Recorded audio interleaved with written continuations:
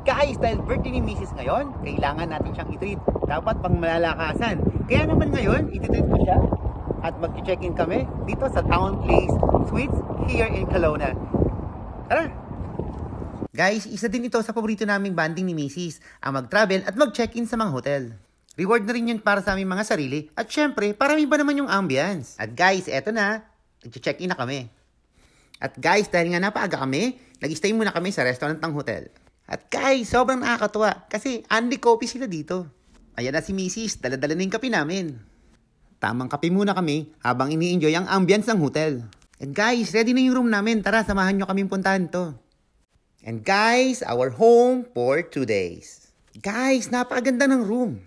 Aesthetic and very homey. Nakakatawa din ang kitchen nila. Kompletong gamit.